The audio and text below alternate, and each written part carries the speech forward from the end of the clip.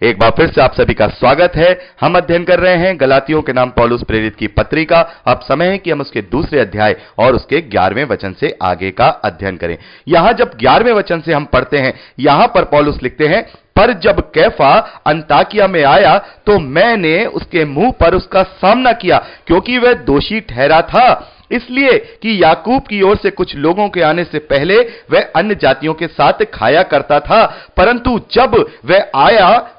आए तो खतना किए हुए लोगों के डर के मारे वह पीछे हट गया और किनारा करने लगा। उसके साथ शेष यहूदियों ने भी कपट किया, यहां तक कि बरनबास भी उनके कपट में पड़ गया। पर जब मैंने देखा कि वह सुसमाचार की सच्चाई पर सीधी चाल नहीं चलते, तो मैंने सबके सामने कैफास से कहा, जब तू यहूदी होकर अन्य जातियों के समान चलता है और यहूदियों के समान नहीं, तो तू अन्य जातियों को यहूदियों के समान चलने को क्यों कहता है। यहां पर जब हम 11वें वचन से लेकर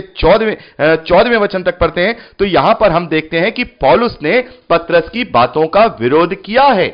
पौलुस ने पतरस को आईना दिखाया है। हम यहां पर देखते हैं कि पौलुस जो पतरस को यह बता रहे हैं कि जबकि तुम्हें प्रभु यीशु मसीह ने यह प्रकाशन दिया है कि यह सुसमाचार अन्य जातियों में दिया जाएगा, और तुमने तो उसका साक्षात प्रमाण भी देखा कि कुरनेलियुस के घर अन्य जातियों में, गैर यहूदियों में पवित्र आत्मा उतरा है और वो अन्य अन्य भाषा में बात करने लगे थे। जब तुम्हारे पास ये ठोस प्रमाण है और तुम अन्य जातियों के साथ, गैर यहूदियों के साथ खाते पीते भी थे, लेकिन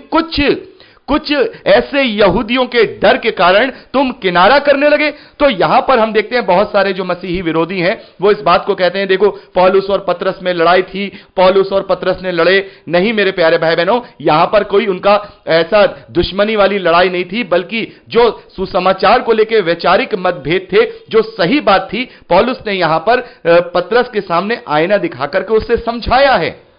तो यह कोई लड़ाई नहीं है। और आज भी यदि कोई एक प्रचारक दूसरे प्रचारक को अगर मसीह के वचनों को लेकर के समझाता है या उसे दुरुस्त करता है, तो वो भी कोई वाद विवाद या आपस में लड़ाई का मैटर नहीं होता है, क्योंकि जब कलीसियाएं होती हैं तो उसमें अलग अलग तरीके के विचार आ सकते हैं। तो अगर अलग अलग तरीके का विचार आ रहा है, तो जैसे पौलुस ने पतरस को आईना दिखाकर उसकी गलती को उसे समझाया कि जबकि तुम जानते हो कि प्रभु ने तुम्हें इस बात के लिए इंडिकेशन दे दिया है कि अन्य जातियों में जो है सुसमाचार का प्रचार किया जाएगा और तुम अन्य जातियों के साथ खाते पीते भी हो, उनके घर भी जाते हो, लेकिन तुम कुछ गलत लोगों से क्यों डर रहे हो? हमें नहीं डरना है। पौलुस ने यहां पर उससे समझाया है और इस बात को पतरस ने माना। पतरस ने यह बात मानी और हम देखते हैं प्रेरितों के कार्य में कि वहां पर पतरस ने अन्य चेलों के साथ इस बात को डिस्कस किया कि कैसे कुरनेलियुस के घर पवित्र आत्मा गैर यहूदी लोगों के ऊपर भी उतरा है। तो यहां पर उनके बीच में कोई झगड़ा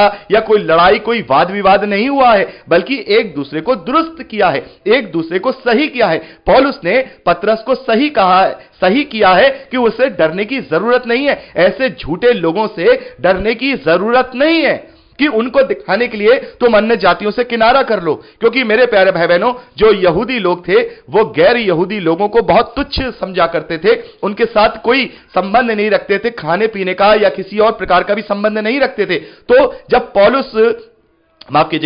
जब पतरस ने कुरनेलियुस के घर जाकर के देखा कि प्रभु का आत्मा सभी पर उतरा है और जैसे यहूदियों के बीच में परमेश्वर का आत्मा ने कार्य किया है, पवित्र आत्मा ने कार्य किया है, वैसे ही अन्य जातियों के बीच में भी पवित्र आत्मा ने कार्य किया है, तब पौलुस ने उनके साथ उठना बैठना खाना पीना शुरू किया। लेकिन कुछ लोगों के आने के बाद, कुछ लोग जो इस प्रकार से व्यवस्था के कामों को लेकर अपने आप को यहूदी समाज में ऊंचा रख करके, अपने आप को ऊंचा बना करके लेकर के आते थे, ऐसे लोगों से थोड़ा उनसे हिचक करके या उनसे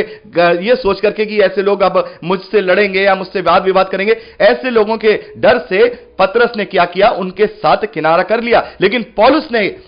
ने यहां पर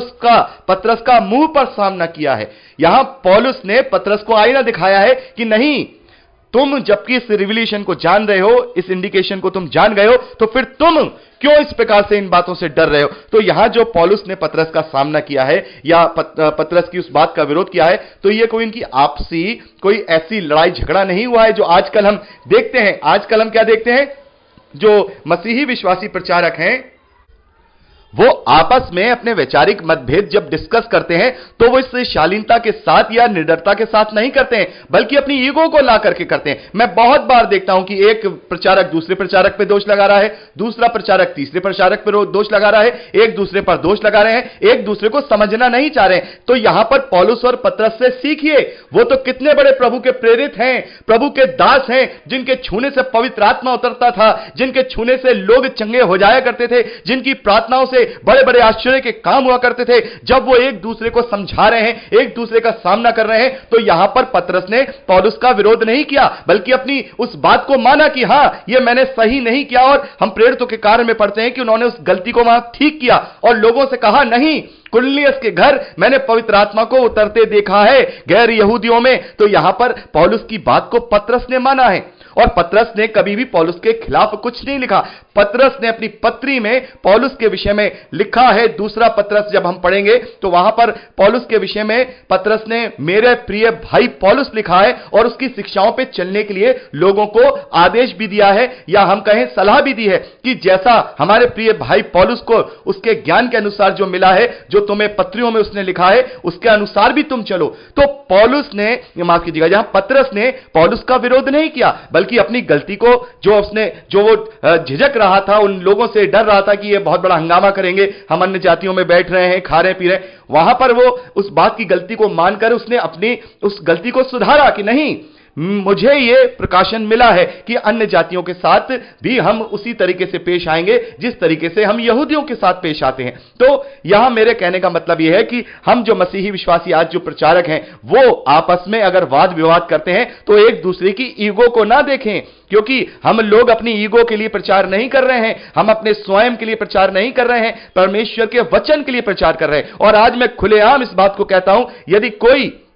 मुझसे आकर के ये कहे कि जेम्स ब्रदर, आपने यहां पर इस वचन को इस तरीके से सही रीति से नहीं समझाया है, ये इस तरीके से होना चाहिए, और यदि वो सही होगा, अगर वो सही होगा, सही मायने में मेरी गलती होगी, तो मैं कभी भी अपने आप की गलती मानने में कभी भी शर्माऊंगा नहीं, मैं कभी भी नहीं शर्माऊंगा, बल्कि मैं उसका धन्यवादित होऊंगा कि ब्रदर,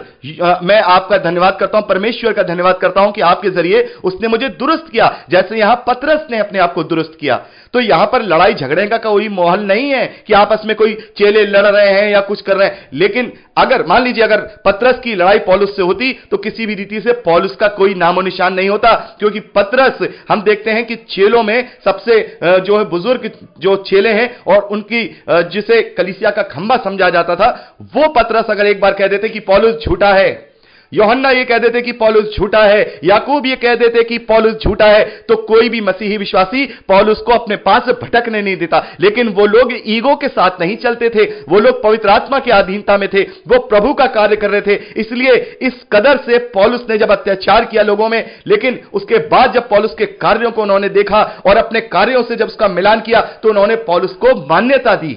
पौलुस का विरोध नहीं किया, पौलुस को इतना अधिकार दे दिया कि पौलुस आकर के कैफा से, पतरस से जो है मुंह पे सामना कर रहा है, उसको बता रहा है कि तुम यहां गलत हो, इतना बड़ा अधिकार दे दिया। तो ये उस बात को, उस व्यवहार को, उस कैरेक्टर को यहां पे दर्शाता है चेलों के बीच में, कि उनमें कोई भी ऊपर नीचे नहीं था, ऊपर बड़ा छोटा नहीं था। जैसे प्रभु यीशु मसीह ने उन्हें शिक्षा दी कि तुम सब बराबर हो, वहां पर पतरस जो प्रभु यीशु मसीह के साथ रहा, उसके साथ एक एक दिन रहा, उसकी शिक्षाओं को सुना। पौलुस जो कभी प्रभु यीशु मसीह के साथ नहीं रहा, वो पौलुस पतरस को क्या कर रहा है, पतरस को समझा रहा है, पतरस को आईना दिखा रहा है, और वहां पतरस अपनी गलती को मान रहे हैं। ये कितनी बड़ी बात है, ये कहीं और देखने को नहीं मिल सकता, ये केवल मसीही विश्वासियों में ही देखने को मिल सकता है, वो भी सच्चे मसीही विश्वासियों में। जो लोग ईगो के लिए प्रचार कर रहे हैं, अपने पर्सनल रूप के लिए प्रचार कर रहे हैं, फिर तो वो आपस में लड़ते ही रहेंगे, वो एक दूसरे को विश्वास में जो है प्रबल नहीं कर पाएंगे। तो मेरे प्यारे भाई बहनों, और खासकर मैं उन मसीही विश्वासी प्रचारकों से कहना चाहता हूं, आप में से जो भी अगर किसी को जानता है, यह नम्रता पूर्वक उनसे बात करिए कि जिस प्रकार से पौलुस और पतरस ने इस वैचारिक मतभेद होने के बावजूद भी आपस में कोई दुश्मनी या ईगो नहीं बांधी है, वैसे ही हमें भी कोई आपस में दुश्मनी और ईगो नहीं बांधनी है। हो सकता है हमारे वैचारिक मतभेद सॉर्ट आउट हों, ना सुलझे जाएं, लेकिन फिर भी वो भी प्रचारक प्रभु के लिए कार्य कर रहा है और दूसरा प्रचारक भी प्रभु के लिए कार्य कर रहा है। मैं हमेशा कहता हूं कि दोनों ही प्रभु के लिए कार्य कर रहे हैं, सभी प्रभु के लिए कार्य कर रहे हैं। हो सकता है कुछ बातों में वैचारिक मतभेद हो, लेकिन उसका मतलब यह नहीं कि हम अपनी ईगो को लाकर दूसरे को नीचा और दूसरे को मूर्ख और दूसरे को तुच्छ ठहराएं। ये अगर हम करेंगे तो फिर हम अपनी असलियत लोगों को बताएंगे कि हम देखो असली मायने में हम मसीही विश्वासी नहीं, हम दिखावे वाले मसीही विश्वासी। अपनी बोली पर, अपने जुबान पर कंट्रोल करना बहुत जरूरी है, क्योंकि आत्मा का फल अगर प्रचारक में नहीं दिखाई दे रहा है तो उसका मतलब यह है कहीं ना कहीं वो अभी विश्वास में अधूरा है। क्योंकि अगर विश्वास में पूरा है तो उसकी बोली में, उसकी बात में वो नम्रता, दीनता और अपने आप को दीन करने वाली बात होगी, झुकने वाली बात होगी, प्रेम की बात होगी। वो कहेगा ओके ब्रदर, कोई बात नहीं, मेरे समझ में नहीं आ रहा, लेकिन आप भी अपनी जगह सही हो, मैं भी अपनी जगह सही हूं। मैं प्रार्थना करूंगा कि हम दोनों में से जो गलत है परमेश्वर उन्हें रिवील कराए और उन्हें अपनी अपनी गलती का एहसास हो, ताकि हम सही रीति से परमेश्वर के वचन को समझ पाएं और दूसरों को समझा पाएं। लेकिन नहीं, वो गलत है, हम सही हैं, वो गलत हैं, हम सही हैं। केवल एक ही टेबल पढ़ते हैं कि पहाड़ा पढ़ते हैं कि वो गलत हैं, हम सही हैं, हमें जो प्रकाशन मिला है वही सही है। अरे नहीं, हम मानवीय बुद्धि से कैसे फैसला कर ले कि हम सही हैं? अगर पवित्र आत्मा के द्वारा प्रकाशन मिला होता तो तुम दोनों एक जगह सही होते और तुम दोनों एक ही बात को बोल रहे होते। तो मानवीय बुद्धि का यहां पर इस्तेमाल नहीं करना है, जो कि मसीही विरोधी इस दूसरे अध्याय 11वें वचन से लेकर के 14वें वचन तक का इस्तेमाल करके लोगों को यह भरमाने की कोशिश करते हैं। देखो, ये चेले तो आपस में लड़ते थे, चेले आपस में नहीं लड़ते थे। चेले एक दूसरे को प्रेम और सम्मान के साथ ही देखते थे, एक दूसरे के साथ रोटी खाते थे, एक दूसरे के साथ प्रेम के साथ ही बात किया करते थे। लेकिन यहां पर चेले एक दूसरे को दुरुस्त भी किया करते थे, क्योंकि एक दूसरे को दुरुस्त करना उनका काम है, उनका कर्तव्य है, वो चुप नहीं बैठ सकते। और आज भी हमें यह चाहिए कि हम एक दूसरे को दुरुस्त करें, बिंदास होकर करें, कोई डर नहीं, कोई खौफ नहीं, क्योंकि सभी प्रभु यीशु मसीह में बराबर है। कोई अगर कलीसिया का अगुवा कुछ गलत कर रहा है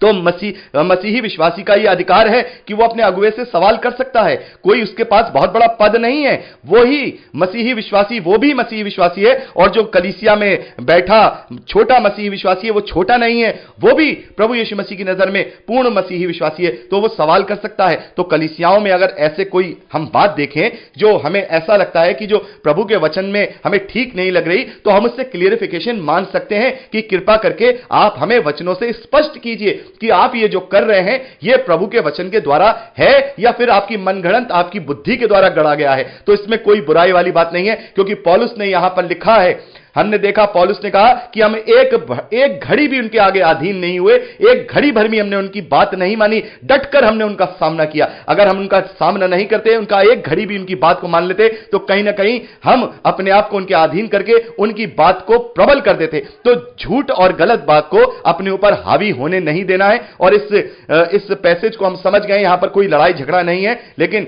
जैसा कि पतरस कर रहे थे, पतरस ये काम सही नहीं कर रहे थे कि वो यहूदियों जैसे वो अन्य जातियों के बीच में खा पी रहे थे और सब कुछ कर रहे थे, और अन्य जातियों जैसे वो वहां पर रह रहे थे। और यानी अन्य जातियों के समान रहने का मतलब यह है कि वो व्यवस्था को नहीं पालन कर रहे थे,